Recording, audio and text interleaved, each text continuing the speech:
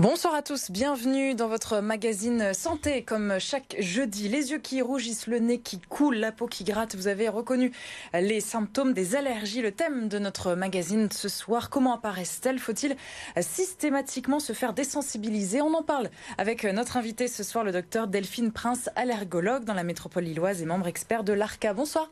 Bonsoir madame. Merci beaucoup d'être avec nous, d'avoir accepté notre invitation donc pour parler des allergies. Je vous propose tout de suite quelques chiffres.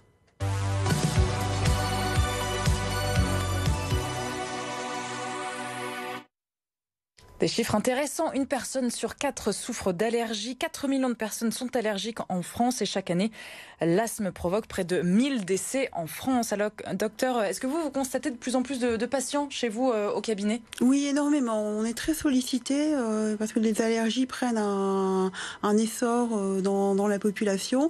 D'ailleurs, pour rebondir sur votre chiffre, actuellement, une personne sur 4 souffre d'allergies en France. Et je pense que dans la région, on est dans la moyenne nationale, française. Oui. L'OMS, au niveau mondial, a fait une prospective de une personne sur 2 souffrant d'allergies, donc 50% d'allergiques en 2050. Donc c'est demain 2050, oui, ça paraît énorme, une sur 2. Ça veut dire qu'on peut devenir allergique du jour au lendemain à 20 ans, 30 ans oui, ou tout à 50 fait. ans? Oui. Oui. On a au départ un terrain atopique qui peut favoriser les allergies et des facteurs environnementaux.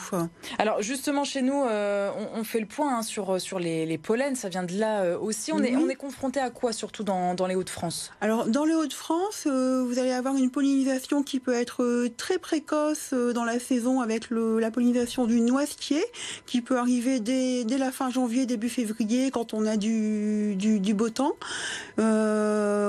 Ensuite prennent le relais l'aulne et le bouleau. Donc tout ça, ce sont des arbres. Je n'ai pas précisé. 3 arbres qui sont de la même famille. Alors l'arbre le plus responsable d'allergies dans les Hauts-de-France, dans le nord-est de la France, c'est le pollen de bouleau. Et là, on est en plein dedans en ce moment. On a passé. Ça s'est passé avec les gros pics qui arrivent en mars-avril. En avril, vont prendre le relais les graminées, donc les herbes des champs, les mauvaises herbes, les herbes qui vont prendre le relais parfois jusqu'au septembre avec des gros pics en mai-juin. On est en plein dedans. On vient de passer une période de très très forte gêne pour les patients lors du beau temps début juin. Lors du beau temps avec début la juin. pluie, Avec la pluie, les gens gâtés en ce moment. Les gens ça réduit ou pas? Les gens sont un petit peu mieux. Oui, ça réduit. Les pollens vont plus facilement voler lors du beau temps sec. Alors concrètement, c'est quoi une allergie en fait? Qu'est-ce qui se passe dans notre corps à cause des pollens dont vous parliez? Une allergie, c'est une réaction inappropriée du système immunitaire qui, à un moment donné, chez une personne donnée, va se mettre à fabriquer des anticorps, donc des anticorps de la famille des anticorps E, des IgE, de manière inappropriée vis-à-vis des éléments inoffensifs de l'environnement. Et c'est là que vous avez donc inapproprié, puisque les anticorps sont normalement fabriqués pour la défense vis-à-vis des virus, des bactéries, des pathogènes, des agresseurs de l'organisme. Alors là, c'est pas du tout le cas, mais du coup, le pollen, l'acarien va être reconnu comme un agresseur. Il va y avoir une réaction inflammatoire responsable de symptômes. Alors j'évoquais quelques symptômes justement en introduction, c'est vraiment ça à chaque fois. Il y a d'autres symptômes qu'on ne connaît pas, qu'on ne soupçonne pas ou vous pas? avez évoqué effectivement les rhumes, la conjonctivite. Vous avez évoqué les plaques sur la peau. Alors il faut savoir que l'asthme également, vous avez évoqué l'asthme. Donc non, on va y venir justement. Il y a un lien, il y a un raccourci direct avec l'asthme? Il y a un raccourci direct puisque c'est le même mécanisme. Et dans ce qui concerne les allergies aux pneumallergènes, les allergies respiratoires, il faut savoir que tout ce qui est respiré par le nez ou qui est en contact avec la muqueuse des yeux est aussi respiré par les bronches. Donc effectivement, l'asthme peut être associé initialement ou apparaître secondairement comme une complication des allergies ORL, respiratoires hautes. Alors à partir de quand faut consulter? À partir de quand je me dis bon là faut que j'aille voir un allergologue pour quand même faire le point parce que je suis gênée? Quand j'ai l'impression d'avoir des rhumes fréquents, les yeux qui grattent très fréquemment, une toux sèche, en particulier si je suis jeune, enfant, adolescent, jeune adulte. Et pour les enfants, ils peuvent aussi être allergiques tout petits ou pas? Oui, oui, très jeunes, tout petits. C'est-à-dire chez les tout petits, on voit l'allergie commence parfois par de l'allergie alimentaire, mais on voit, je vous parlais du pollen de bouleau tout à l'heure, des pollens, de plus en plus quand on teste des tout petits, des positivités, donc des vraies allergies sur ce type de symptômes. Je voudrais juste rebondir sur le fait que les symptômes de l'allergie ne sont pas spécifiques de l'allergie. On peut avoir des rhumes chroniques, les yeux qui piquent, qui grattent pour plein d'autres raisons. Et on n'est pas forcément notamment l'exposition aux polluants, aux irritants. Mais à partir du moment où on a ce cortège de symptômes et qu'on est suffisamment embêté, ça vaut la peine de vérifier s'il n'y a pas une allergie derrière. Et on peut tous se faire désensibiliser ou pas? Alors, la désensibilisation, c'est un traitement intéressant de l'allergie qui peut rendre de grands services. On vient cibler, en fait, c'est quoi? Qu'est-ce qu'on fait exactement? On rétablit une tolérance du système immunitaire vis-à-vis d'un allergène donné, l'allergène vis-à-vis duquel on désensibilise. C'est-à-dire qu'on fait comprendre au système immunitaire, en donnant l'allergène sous forme de médicaments, sous forme de gouttes ou maintenant de comprimés sous la langue, quotidiennement, que non, ce n'est pas un agresseur et qu'il faut plutôt réorienter la réponse que je ne vais pas vous détailler au niveau cellulaire, au niveau biologique, vers un phénomène de tolérance. Alors, qui on désensibilise?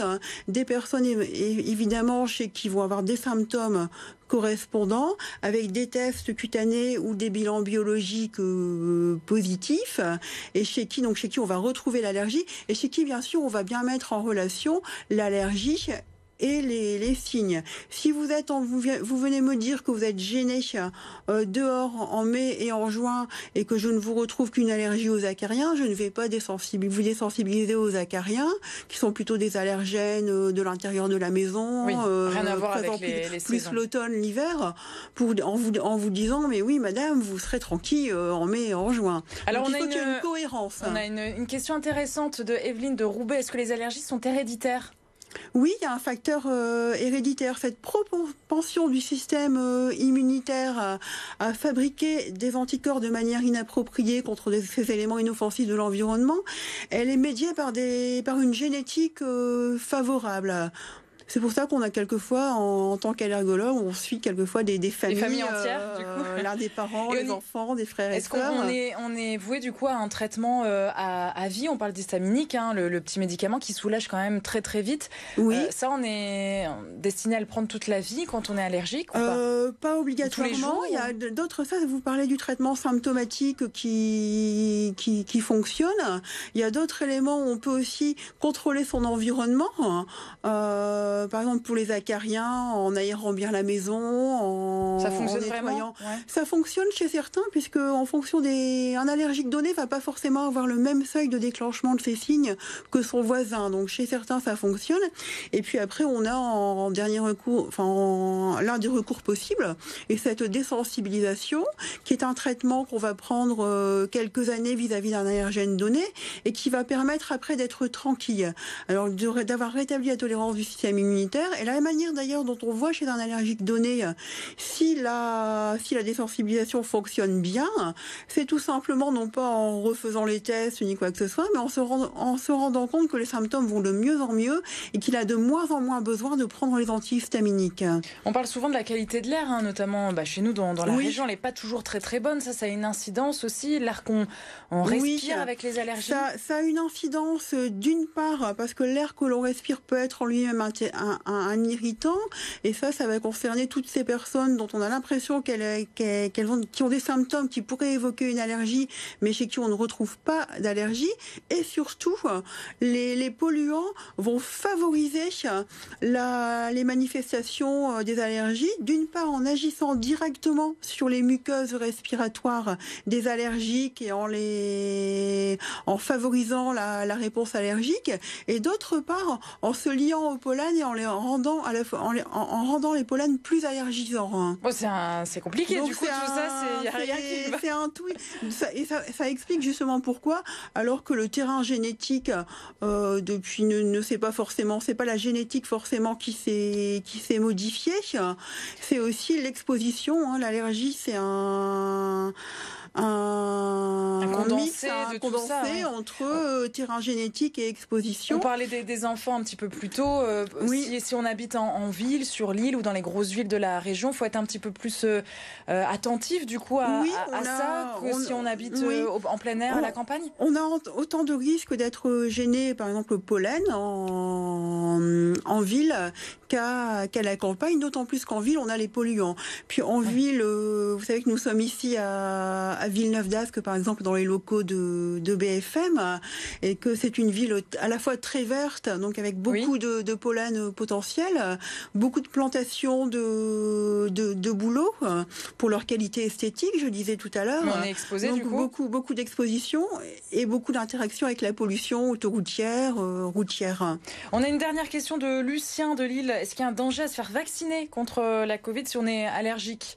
Ça, c'est une question intéressante d'actualité. On est allergique, ça ne nous empêche pas de nous faire vacciner en ce moment. Non, pas du tout. C'est important de faire passer le message. Pas du tout. Les seuls signes d'alerte, donc si vous avez les seuls doutes, pourraient être si vous avez un antécédent d'allergie à un médicament injectable ou si vous avez des antécédents d'allergie à un médicament non connu, ça vaut la peine de prendre avis d'abord de votre médecin traitant qui vous orientera éventuellement vers l'allergologue. Très bien. En tout cas, on se renseigne, on consulte. Merci beaucoup, docteur Delphine Prince, allergologue, d'être venue sur notre plateau. On se retrouve, quant à nous, demain avec votre magazine Top Sortie. Nous parlerons de l'opération Voyage cet été à Lille.